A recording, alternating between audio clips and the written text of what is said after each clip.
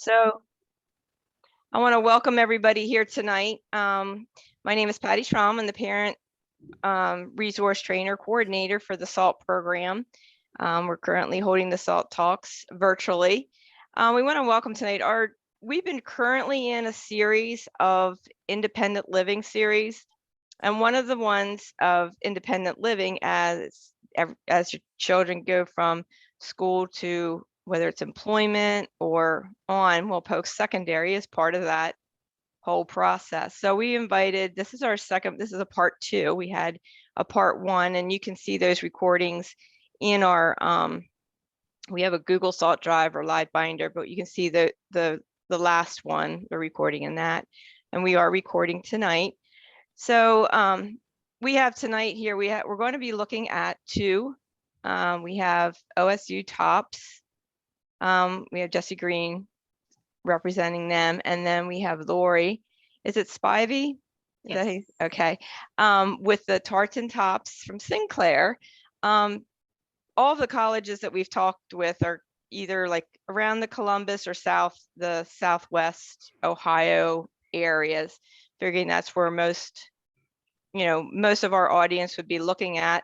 But this will give you an idea of what campus life or what the programs available, what's out there, what do we need to know in preparing now, whether your child's 14 or whether they're 20 or 22. What do we need as parents need to know before they go to that campus life? So I'll turn it over to who's going to go first tonight.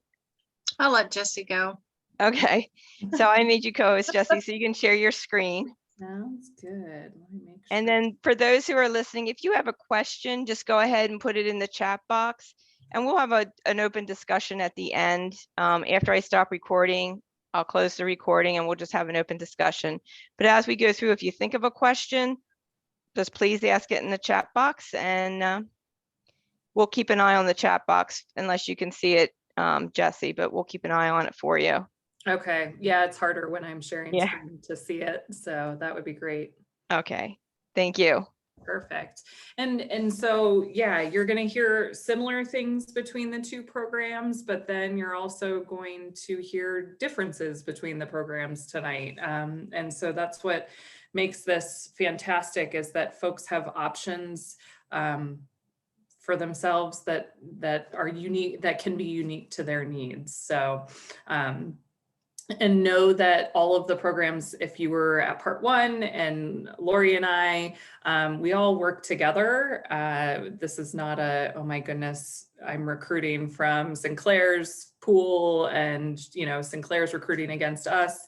It's not that at all. It's, we work together to figure out and help folks navigate through this new territory to best serve students. So like Patty said, my name is Jessie Greene. I am the program manager of the TOPS program at Ohio State. And so I'm going to start with, I always give a little bit of historical background before launching into our program specifics. So in 2008, the Higher Education Opportunity Act was reauthorized, and funds were appropriated in 2010. What the HEOA did was establish 3 things really: a national coordinating center, which we know as Think College. It established the TIPSID and CTP. What this has allowed for is there to be financial support for programs specifically for students with intellectual disability. And so there's been 3 rounds of grant funding since 2010. Ohio State and Kent State here in Ohio were 2 of the 27 schools that were awarded funding in 2010. In 2015, 25 schools were awarded funding.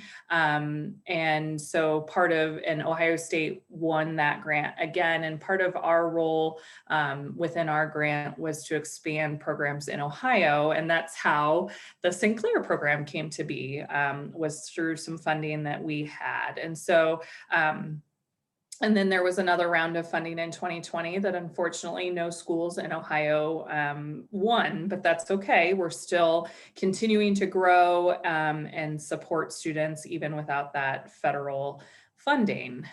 So I'll talk a little bit more about some of those acronyms. So CTP is a comprehensive transition program.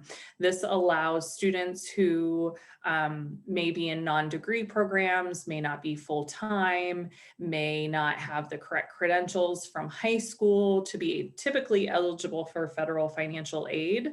And it now allows programs, institutions to award financial aid if found eligible to students that are in CTP programs. And so both Sinclair and Ohio State are CTP programs, which helps to braid the funding for paying for programs. The CTP process also establishes satisfactory academic progress for students. So what are the standards that they're meeting in their time in the program? I also mentioned Think College. If you're not familiar with this organization, they are the National Coordinating Center and an amazing resource that I send everybody to. I send students, I send staff, I send parents and families, I send professionals. It's where I go to first. I'm working on my doctorate. It's where I go to first for a lot of my writing.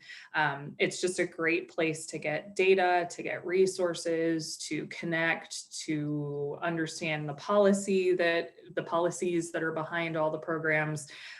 So there's a lot at Think College, and they just continue to grow and expand their program for, now they actually have a program for elementary students with disabilities, but for a while it was middle school transition into high school and into post-secondary. So they're working their way all the way down. So moving to the Ohio State program, we have 27 students in our program currently. You can read some of the demographics. And we have mostly in-state students, but not all of our students are from Columbus. About half of our in-state students are from Columbus. And then another half of them are from around Ohio, including your area of the state. And then we've got 3 out-of-state students currently. So folks are really looking these days, and we encourage that. And in fact, Think College has a whole college search tool that you can see where all the programs across the country are.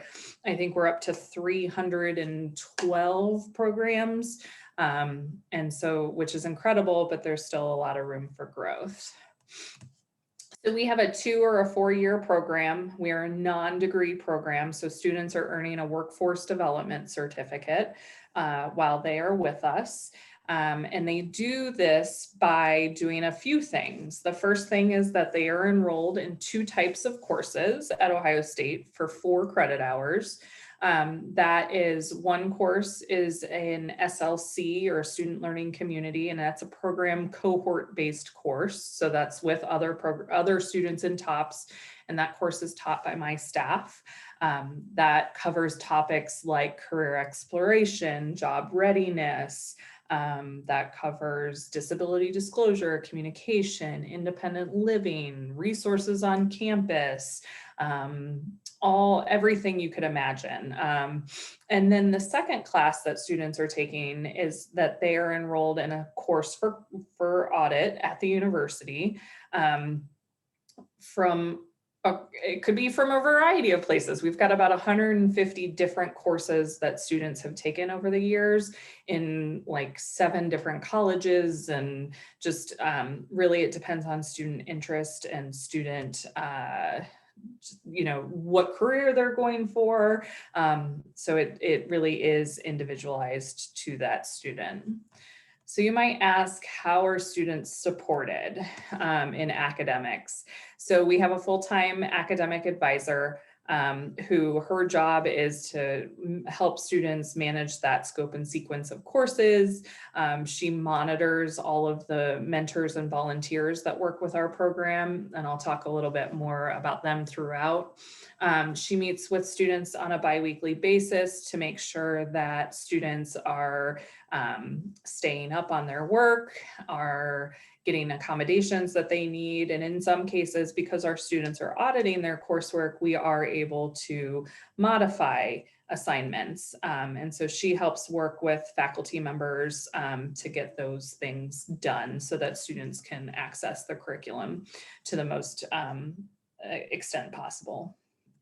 We also have our educational coaches. These are students, undergraduate students at the university that are in an internship field experience program, getting credit for working with our students.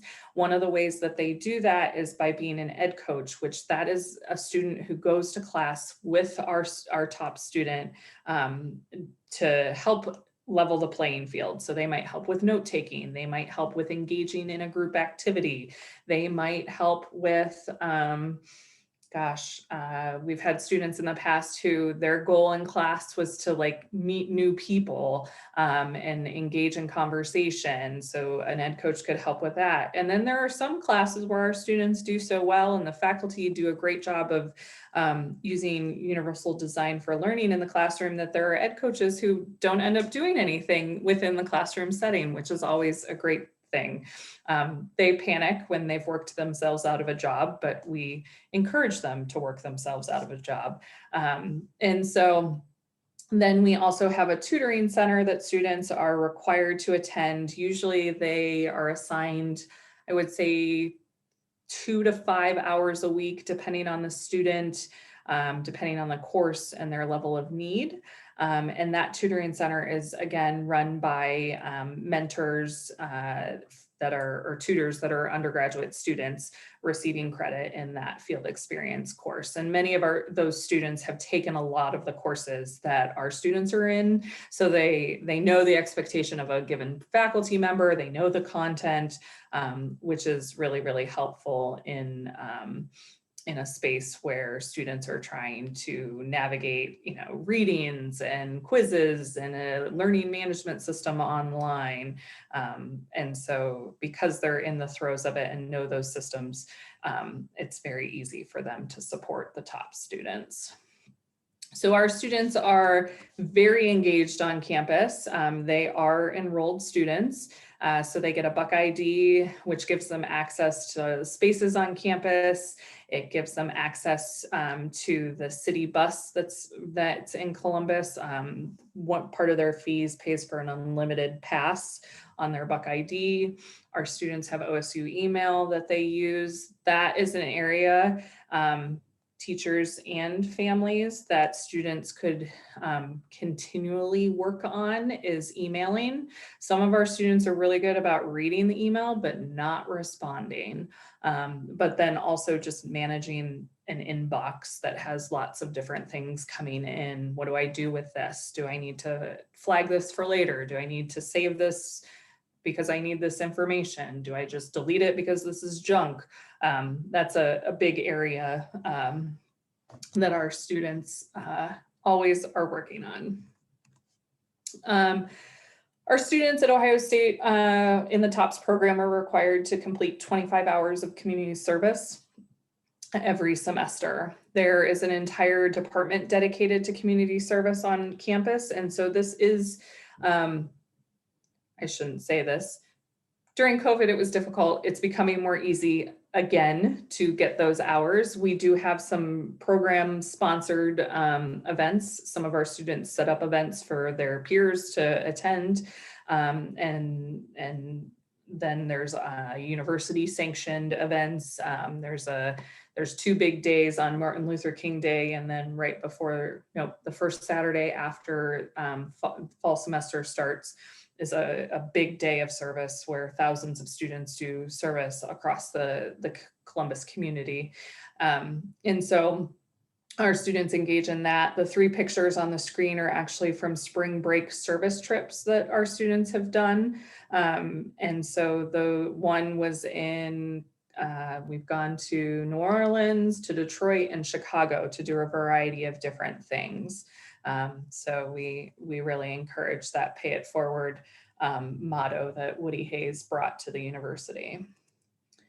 So with all these social activities that our students are involved in, there is support for that. So we have a social advisor who finds events and works with students to plan events and disseminate all of these events.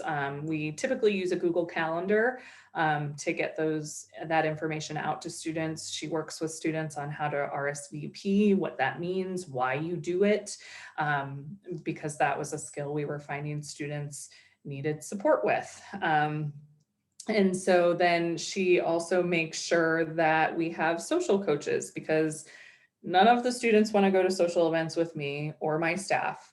They want to go with their peers. And so again, our coaches are those undergraduate students that are involved with us in that field experience class. And so they will go, so maybe they're going out to eat, and a student might need help with budgeting. I've got X amount of dollars, here's what I want. Do I have enough money? Do I need to change my idea? How do I tip if they're at a restaurant where tipping is involved? Maybe there are some large events at Ohio State that sometimes bring on some social anxiety for students, or some sensory needs, and so a social coach could help a student navigate through that and how to engage with whatever event is going on. So that could look different at a lot of different things. And sometimes our students want to get involved with student organizations, but they want someone to go with them for the first time. So we have social coaches that will go to student org meetings with students. You name it, they're probably doing it. So, and then independent living. So we have some students who still remain at home, and that's okay. Typically they're more local to the Columbus area. But we do have some folks that are driving 45 minutes to an hour, depending on traffic, into Columbus for a program. We also have students that live in University Village, which is a private apartment complex near campus. And so we've got, I think, 11 students there right now. We've had a great relationship with them for many, many years. They have these red buses you can see on your screen. Those buses, because it's a couple miles from campus, they do a loop at the apartment complex, and then they come over to campus and do a loop around campus, and they just go all day long. So that has worked well from a transportation standpoint for our students. But then 2 years ago, we were able to secure space in the residence halls. So we now have a limited capacity of beds in the residence halls. Right now we're in Pennsylvania Place. That's a yearly conversation of location based on university need that we don't necessarily get to make a decision, but both years we've been in Pennsylvania Place, which is a smaller residence hall. It only has 24 beds total. And so we have 8 of those beds. So it is inclusive. We do not want a TOPS floor or a TOPS dorm. We do want an inclusive space. And so all of the students living in Pennsylvania Place have meal plans. Some of our students who don't live in the residence halls have a commuter meal plan so that they can access food on campus with a little less regular thought, so to speak. Travel training. So we have 2 bus systems on campus. We have our CABS, which is the campus area bus service. This is an Ohio State bus service that is free to everybody, including the general public.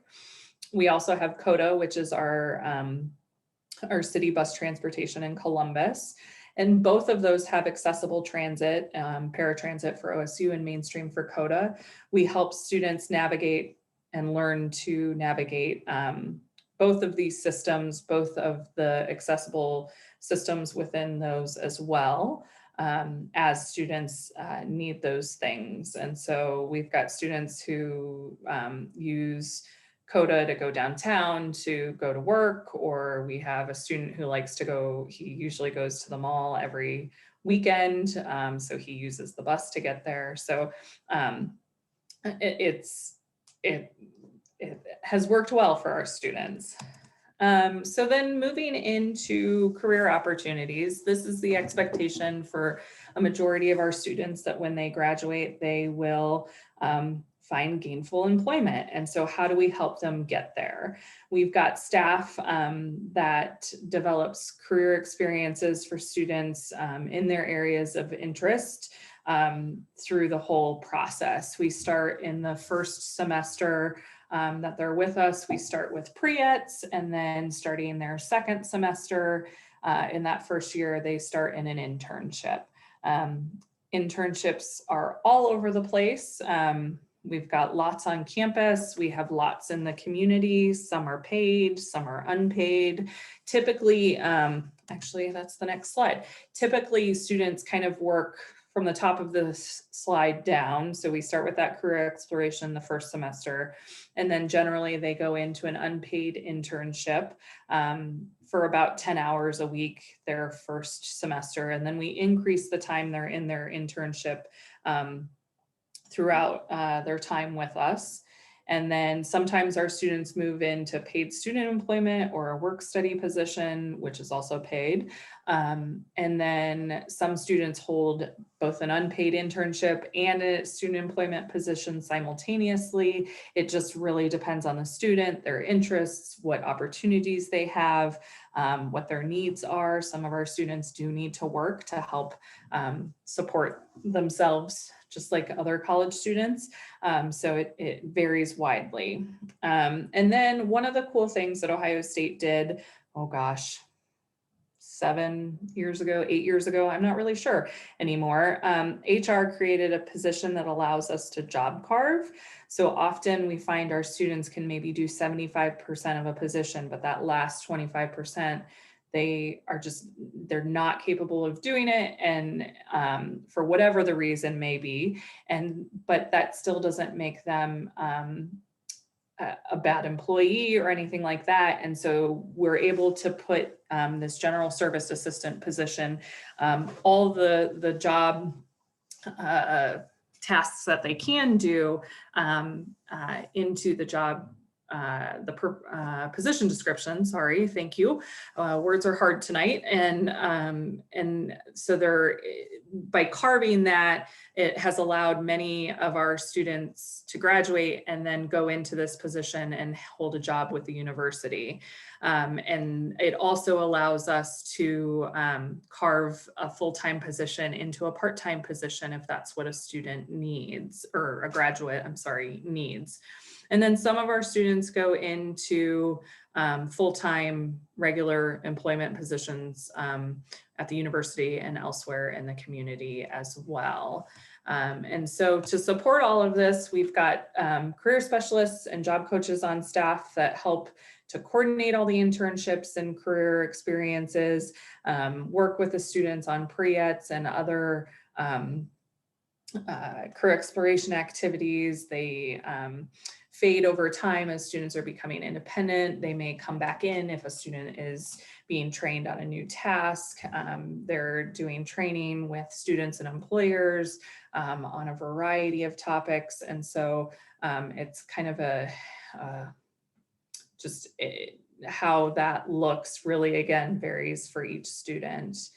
We also have a career development committee on campus who is a group of individuals who support our program and are always helping us to build new internship and employment opportunities on campus for students, because our students are always coming in with new interests, or sometimes for, COVID has quite limited in some cases some of our work sites, and so we've just had to get creative and use our network to create opportunities for students. And so when we look at our outcomes for our graduates, I did not update this slide. I apologize. We're at about, I think it's 82% of our graduates are employed, and we have 41 graduates, which is small, but that's a great percentage. And our hourly rate is well above minimum wage. Our students are working, it's a little higher than that. I think we're closer to 28 hours a week right now. Or our graduates are working about 28 hours a week. And some of that's by choice. And some of that is, it's across the board. We've got students working or graduates working full-time. We've got graduates working part-time. So it varies, and you can see on the screen that that's a limited list of some of the areas that our graduates are working. So you can really see that we do work to individually get students where their interests are. Jessie, there was a question out there. Sure. From Kathy is there a support from OOD, or does that happen after they separate, from the TOPS program? Yeah, so I think I have a slide in here about that, but I'm not sure. I can't remember if that one got cut for time's sake, but so we are a CRP for OOD. So we do have some students who are receiving support from OOD while they are in the program. Some students, that support comes at the end of their time. Some of it, they come in with a counselor. It varies widely. And so tuition is not like, there's no blanket, like you get tuition covered. So it's been just authorizations of the of services that we are providing. So that could be career exploration, travel training, on the job supports, job development, just kind of it, again, individualized to the student. Does that answer the question, I hope? It looks like she was asking also about if you are a provider. Yeah, so we are a provider. So we provide those supports to students if they choose us as their provider while they're in the program. And then if they are staying in the Columbus area, as they transition out of the program and into their community integrated employment, we can remain on their case while that is open after they graduate as well. Looks like that took care of. Perfect. Good question. Yeah, it's always, because there isn't a one size fits all with how OOD and programs like ours operationalize, it's sometimes hard to answer that question. I feel like I'm giving these like gray area answers, so it's tough sometimes. And then, so we do all of this under the umbrella of gaining or giving students opportunities to improve self-advocacy and self-determination skills. And so there is a PCP, or a person-centered planning meeting, every year. And this is a meeting, much like an IEP, that ends when a student leaves high school, that sets goals and accommodations and strengths and all of those sorts of things. That's what a person-centered planning plan does as well. Sets goals for that year. What are we working towards? What are our interests? What are some support areas of need? And that is across the program. So in academics, in employment, independent living, social experiences, and then with self-advocacy and self-determination. And so then orientation, and I like to talk about this, and I will put a big asterisk on this still this year. I was hoping to know last week, and they've pushed their decision off a little bit. So we generally have our orientation, which we call CODA, not to be confused with the bus. It's a 6-day residential orientation program. It's required of our students who we've admitted to the program, but generally pre-COVID, we've been able to offer a couple spots annually to students who might still be in high school who are considering our program and thinking about post-secondary ed, and is Ohio State the right place for me? And so typically, like I said, it's been residential, but because of COVID, we haven't had a residential component for this the last 2 years. And we don't know about this summer. So if it is not residential, we have not opened orientation up to students who are considering our program, but our hope is that we maybe can get back to business as usual in this area this summer, but we don't know. So if that's something you're interested in, email us and we can keep you updated on what we know. So typically that's a 6 days in June, drop off on a Monday, pick up on Saturday, and students are exhausted and tired the entire week. We do a lot of assessments, we do fun things, we ride the city bus, and then at the end of that, we provide a report for families. And for students who are considering it, it's a great opportunity for them to take back to the IEP team skills that they could continue to build during that last year before they graduate. So paying for all of this, college is not cheap. We will readily admit that. And so we're always looking for ways to braid funding. And so we have a TOPS scholarship because we have some very generous donors. And so some of our students were able to award scholarships to them. I've mentioned the financial aid because of our CTP status.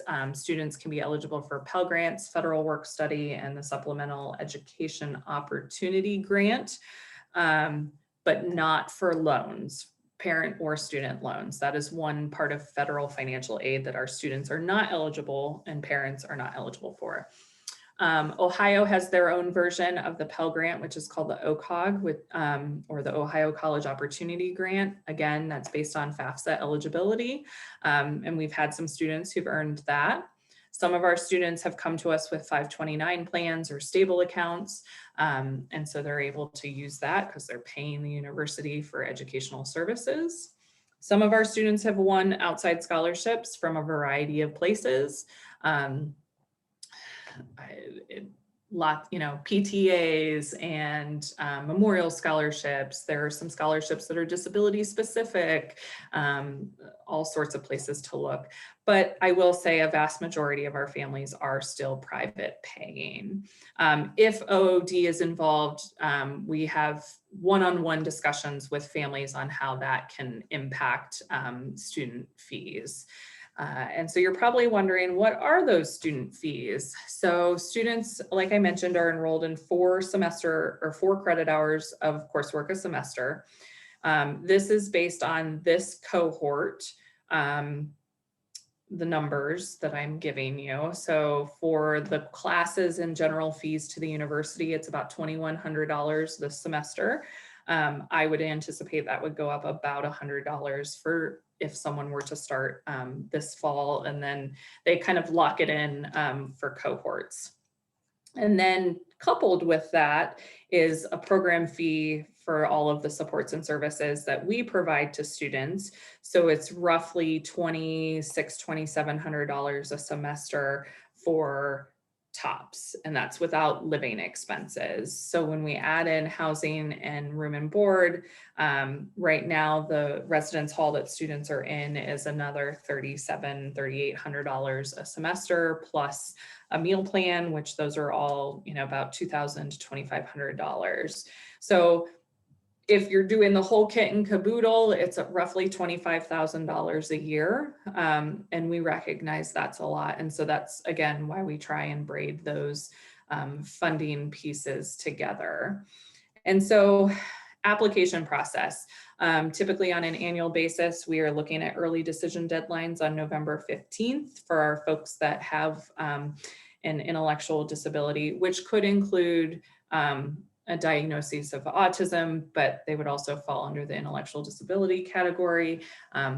It could be multiple disabilities, but also with that intellectual disability, and then regular decision deadline on February 1st. And so for this fall's cohort, we are likely going to be full with a small wait list. And so students, there's an application, you can find it's on our website, which is on the screen.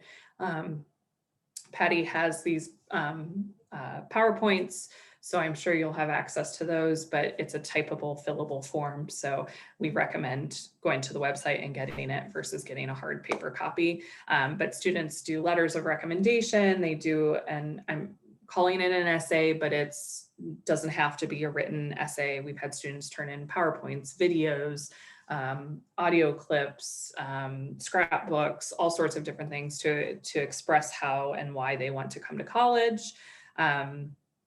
IEP, ETR, transcripts, I'm forgetting everything. And then students do go through an interview process as well as part of that application process. And so one of the things to answer one of the concerns that was on the poll that we are always looking at in our applicants, I'm not necessarily looking at a reading level or a math level. I'm looking at, we're in a major city, and can a student be safe with training on campus? So can they learn to navigate campus? It's okay if you get lost. I've been at Ohio State for a long time as a student and a staff member. I still get lost, but do I know what to do when I get lost? And that is what I'm looking for with students. Are they able to be trained? Because our staff, I don't have the capacity for us to have a one-on-one taking students to and from classes and meetings, because our students are all over campus and in the greater, in the greater Columbus community. And so that's kind of the first foremost thing that we look for, is that safety piece. And from there, you know, can you cross streets with lots of pedestrian traffic, bikes, scooters? We have robots on campus. Yes, I said robots. They deliver food. I don't like the things, but that's okay. So can you navigate all of that that's going on around you? So then when we think about next steps, there's an online training that is free that we recommend families take. When they're thinking about getting ready for college, filing your FAFSA annually, submitting your application. We do have a blog that we're rebuilding again. So, but you can go back in the past and see some of, see our students, see our alumni, see staff. I think we've posted stuff about our mentors that work with the program. And so those are some of the things that you can do. And then the last slide is just some great resources. Our website, FAFSA, Disability Benefits 101, Employment First, then College, NYSONGR, OOD. So again, you'll have this to have those links. If you need to get in contact with us, the quickest way to probably get an answer is to email that link at the bottom, which is transitions@osumc.edu, because that goes to a group email box that multiple people are monitoring. Whereas if you email me directly, sometimes I'm slower to respond. So.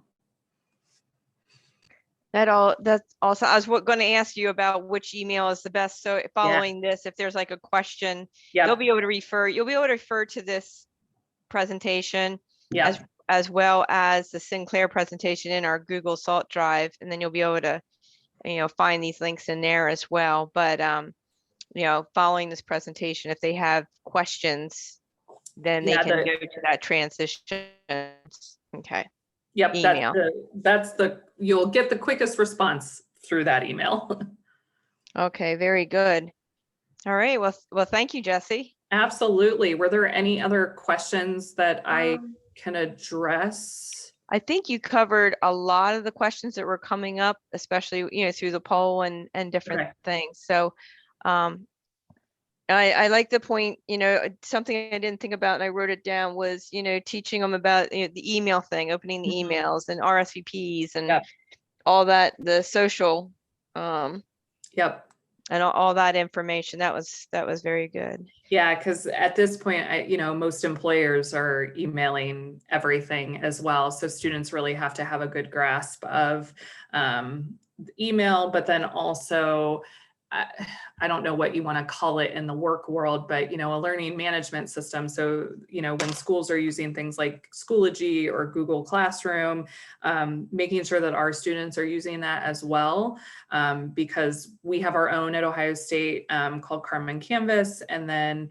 as you move into the workforce, I know we have a whole system that we have to use as employees, and many of the places that our students end up working have to log on to some sort of work system to do work business, whether it's get their W-2 or change their address, or so yeah, those are all things that students can learn to navigate earlier, the better. Great. Well, thank you, Jessie. Absolutely. So now I guess we will hear from Lorrie with the Sinclair. And I think you should be able to share your screen as well.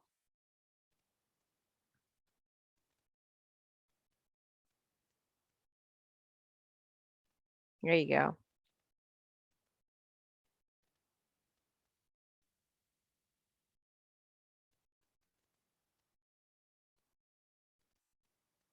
And you're on mute, Lorrie. You're muted.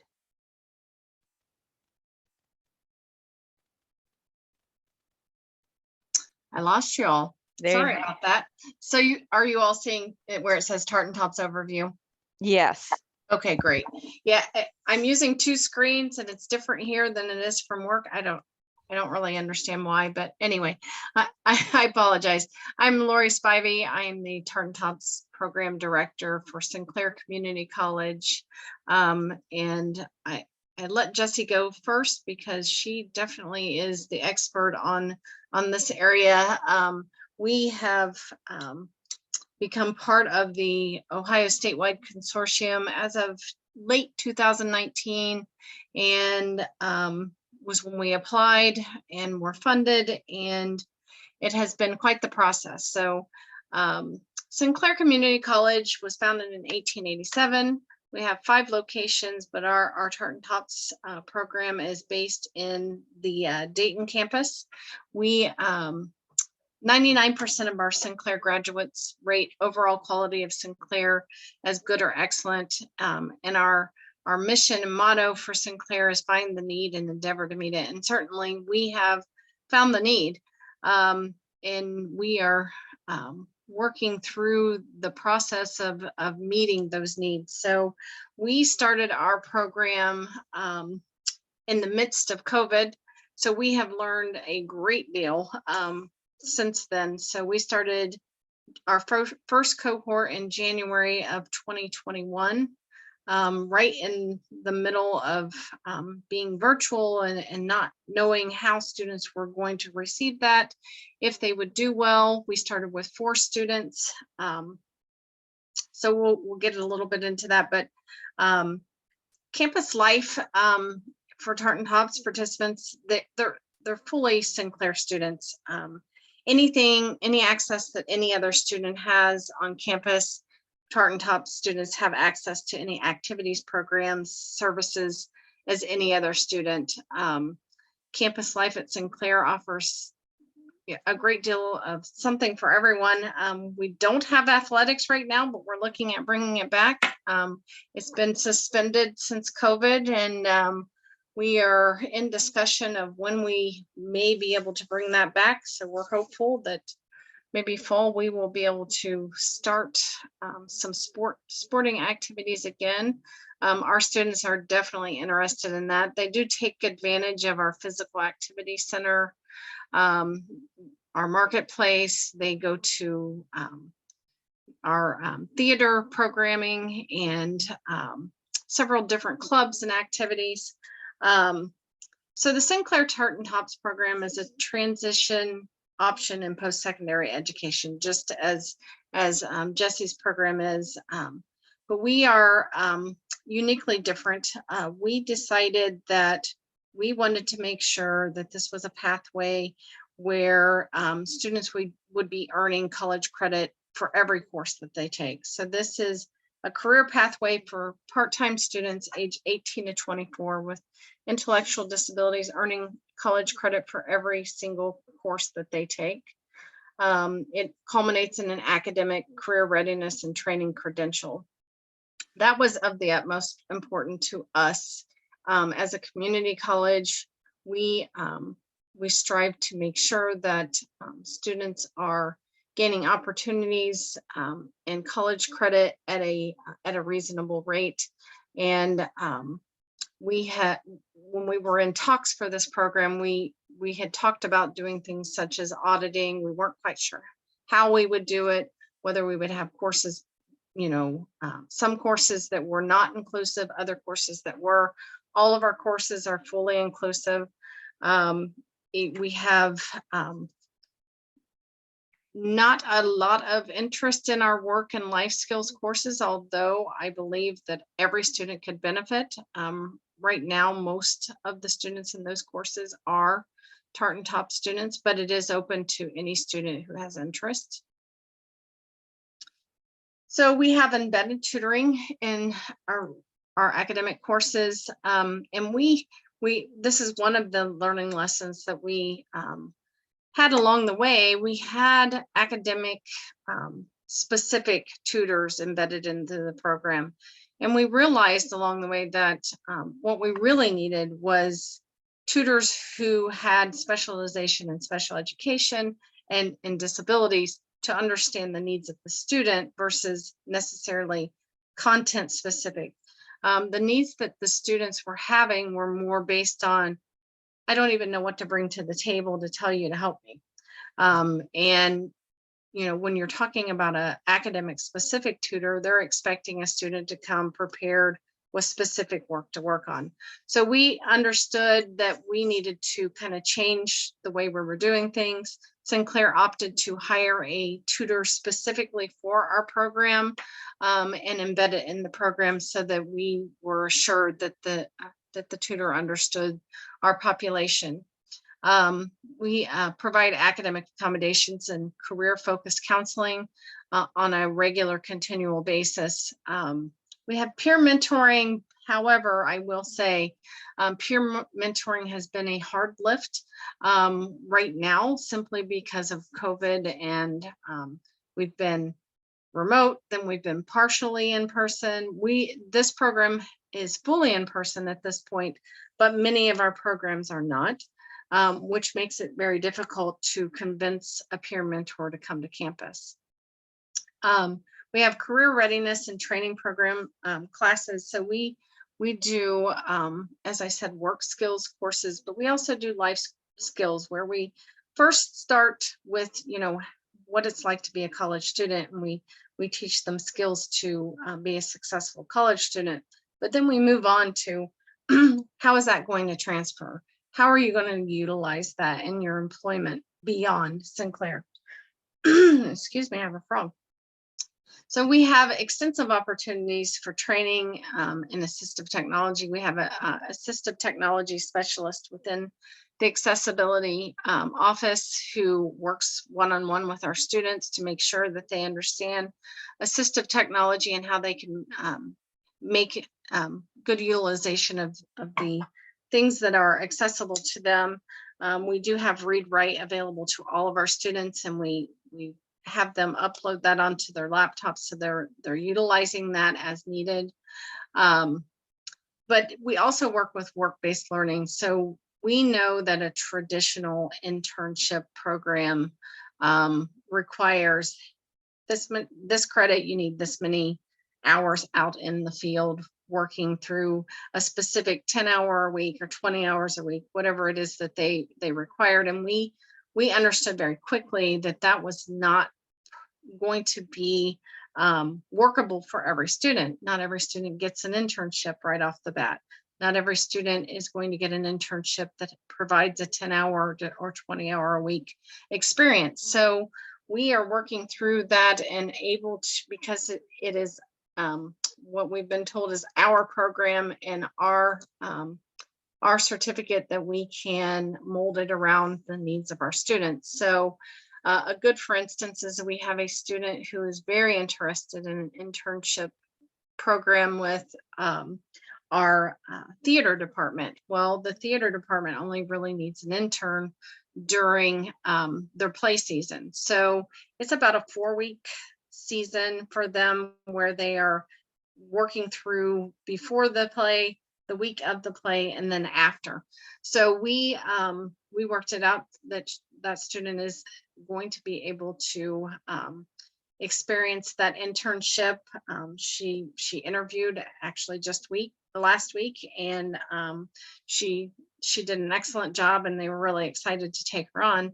So that internship experience will be a bit delayed into the semester, but she will actually get quite a few hours during that 4 weeks where she'll be staying until 11 o'clock at night working in the play. So we're really excited about that. And we're excited that the work-based learning program decided that they would let us lead the way, and they would mold contracts and credit earning in a way that it was, applicable to both.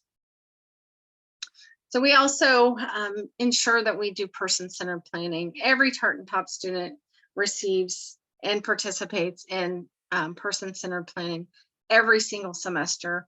We found that it was, we know that it's part of this program, but we want to make sure that we are revisiting that as much as possible. So we not only are we having official meetings once a semester or twice a semester, we are also having regular check-ins with our students to make sure that we are working towards the goals of our students. We also have check-ins to with our faculty and with staff who work with our students to ensure that we're all on the same page all at the same time. We know that things can go awry very quickly, so we are in constant contact with faculty to ensure that our students are succeeding in their core classes. Right now, we are we initially started this program saying this is our example pathway. So we have stuck to the large majority of that pathway. So life skills and work skills, as I stated. I certainly believe that interpersonal communications is a foundation for all of our students. We know that the large majority of our students struggle with how do I have those communications with faculty and tutors and peers and employers. So we found that we wanted to maintain that interpersonal communications, but then we had a business course as the customer service, and it was a lot of Microsoft learning and things like that. Some students love it. Other students really struggle. It's a very intense course. They are taking it for credit. It is a pass-fail course. However, we know that it is very intense and a little overwhelming for some students who don't necessarily feel that's the thing that they're there to learn. So we had one student who actually withdrew from that course last semester and just said, it's just too much. I don't feel comfortable in this course. So we took a step back, started talking about, well, how will we do that? Because the regular academic core courses that we had in our example pathway, we had navigated a pass-fail in those courses and had built relationships with the communications department and the business department. So we started reaching out. And since then, we have reached out to our early childhood education department, as well as our words are hard for me too, Jessie. What is the, anyway, sorry. For our cooking courses and things like that, we decided that we would move forward with talking with them. Would they be willing to take on a pass-fail course? We are still in negotiation. However, we know that the courses that we put our students in, we want to make sure that they're successful and that they feel supported. So we do also offer an option of kind of guide your own adventure. Now we do that with the caveat of you can choose to audit the course, or you can choose to go into the course knowing that it is a strict A through F grade option. Some students opt for that, and I can tell you all of our students have been highly successful in choosing their own adventure this semester. We have 2 students in early childhood education. We have 1 in our theater department. We have 1 in our art department, and we had 1 student who chose to audit a criminal justice course. So we are truly excited for their adventures. We know that it can certainly be overwhelming for our students, but we have found that with support and guidance that they're not falling through the cracks. Before we had this program, we knew we had students on campus who met the criteria to be in this program.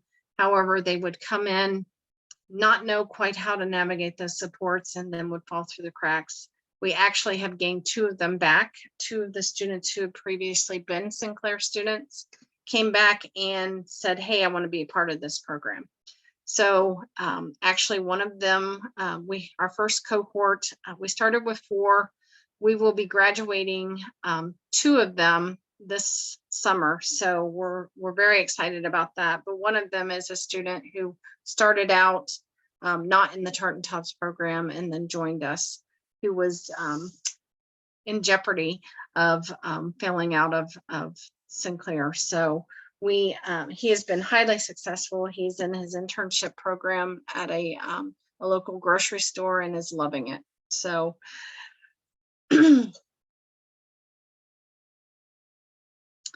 so what is the application process? We have become more formal as time has went on. We do have an assessment that we have the students fill out. We have them apply to our program via our website. We are quite a bit different than most colleges. Our Tartan TOPS program lies within the Accessibility Services Division. So I am the manager of accessibility and counseling as well. So it all comes straight through our department. We have a program coordinator that works under me for the Tartan TOPS program. And we have been able to leverage some interns as well as student employees to kind of man the rest of the bulk. But we also bring support services from all over the college into our program. So we invite them in to talk in life skills. We invite them into work skills. And I know I kind of got off on a tangent there, so I'll get back to what's the application process. But we do the skills assessment, and then we ask that they send in their documentation. Then they meet with myself and the program coordinator. So we do an interview process with them. Right now we have 15 students who have applied and been accepted for fall, which puts us into a situation where we're looking at running 2 concurrent cohorts for fall. So that will be something new for us, but we know that the need is there. We've talked with our vice presidents, we've talked with the president's office, and we've said, hey, the need's there. What do you want us to do? They're paying students as well. They're taking academic courses. So he said, go for it. So we are going to look at running at least 2 cohorts come fall. And we previously did a short 1-day orientation with our students. We are looking at doing a 2-week orientation this coming fall, before this coming fall, just to ensure that we are navigating a few things with students so that we're not navigating them in life skills. We have found that students, probably the largest issue that our students express is, I feel very uncomfortable navigating campus the first semester. So we had originally said, well, we can't really help you navigate per se once you're a student. We changed our mind. We meet them, the entire class in building 10, because we run it as a cohort. They're all going to class at the same time. in the morning to our either life skills, work skills, or internship. Those are taught by myself and Tristan, who's the program coordinator. So we just meet them at building 10, we walk over to our first class, and then we go from there. They have really built in a lot of their own peer support as a cohort, where they're navigating walking to marketplace and getting lunch together.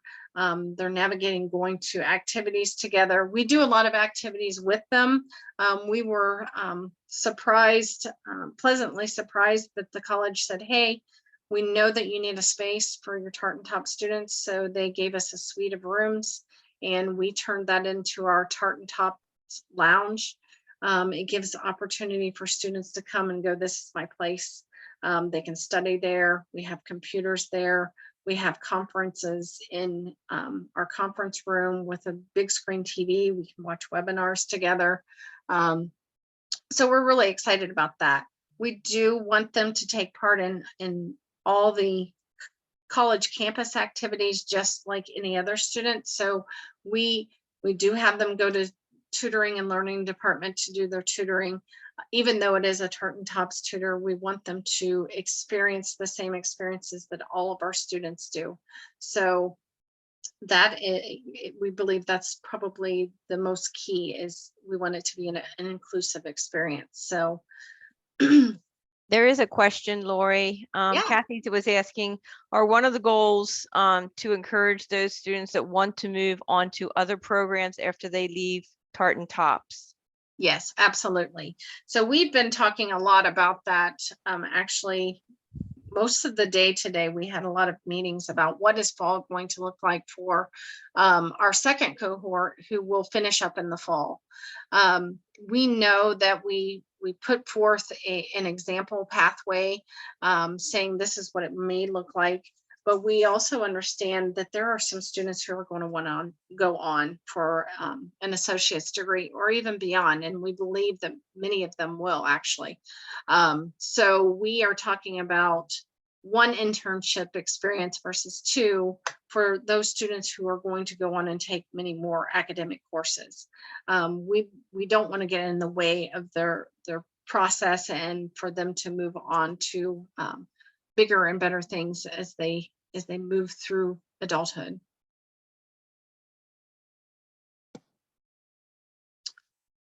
So what does tuition and financial aid look like? Well, tuition for our Tartan Top students looks just like tuition for any other college student. It is I had to look it up, but it's $131.03 per credit hour for our students. There are additional fees such as supplies, books, there's lab fees. I think there's a technology fee that's tacked onto everyone's tuition, but it's minimal.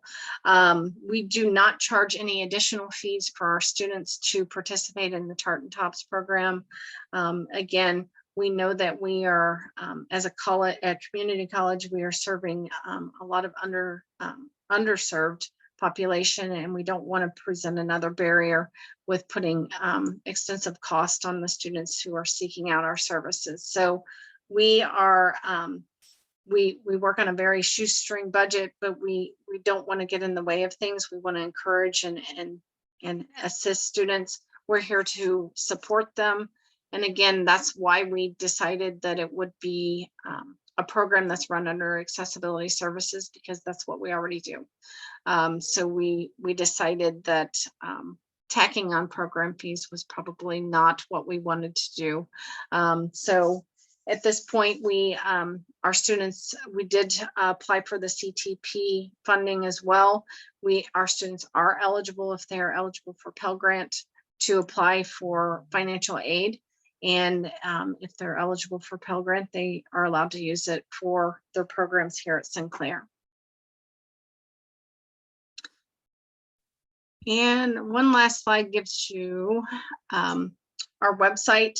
And also you can reach out to myself or Tristan. I would say Tristan would be your better bet if you have questions, just simply because, just as Jessie was describing, I get very buried in emails. And just as Jessie was saying in her presentation, that's something that we talk a lot with our students. We train about emails and just daily life skills. And, we know it's not a one and done. We're doing it over and over and over again. So that is one of the reasons that Tristan and I are teaching life skills and the internship experience. We're asking the questions, we're retraining as needed. We're checking in regularly. If we're not teaching some of those courses, we're not going to have that opportunity to touch base with them as often as we do. So we are touching base with them at least twice a week saying, hey, how are things going? And then we're reaching out to faculty and staff who are interacting with them as well. There was a question had come up earlier that was asked with Jessie, and I'll ask it. Do you work with OOD at all there at Sinclair? We do. We have an OOD provider at the college who comes out once a month, but we also have an OOD provider who comes out specifically to talk to our Tartan TOPS students about pre-eds. We are not a pre-eds provider at this point. We are entertaining that idea, but we work with a lot of OOD providers in the DD, the Board of DD in Montgomery County. So we have not moved forward at this time to become that pre-eds provider, but we do invite OOD in and say, hey, we want you to meet with them. We can't tell you have to do it, but we really want you to meet with them and understand what supports are available while you're doing your internship, while you're working or beyond your time here at Sinclair. So we want to set them up so that they are ready when they leave us. Very good. We're going to open it up for like a discussion or questions, but before I do, I'll close the recording. But before I do that, Jessie or Lorrie, do you have any last minute, anything else you wanted to add? Okay. I'm going to stop the recording so that, we can just get into a discussion. I mean, I know there's a lot of information still processing here. I'm taking all this in and we're, processing it, trying to visualize our student or our child, in these situations. So 1 second here. And I want to thank you both again for coming. It was great. And if we recorded it, just to let everybody know, we did record tonight. And we also recorded part 1, which was UC and Columbus State Community College. So you have a good variety between the 2 recordings if, whoever wants to reference those. 1 second.